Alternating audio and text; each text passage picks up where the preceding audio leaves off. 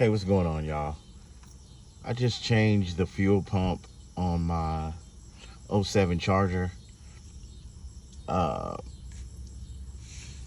I've looked around for videos and I haven't seen a video where it says the fuel pump comes on. All the other ones are fuel pump relay not coming on or whatever, but mine is literally coming on and it's doing this. Hold on, let me start it from scratch.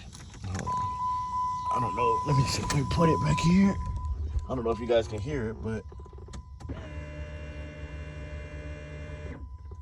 the fuel pump is cycling.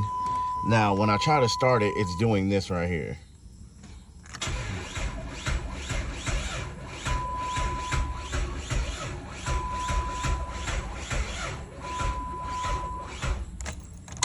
That's all it's doing. Can somebody please point me in the right direction?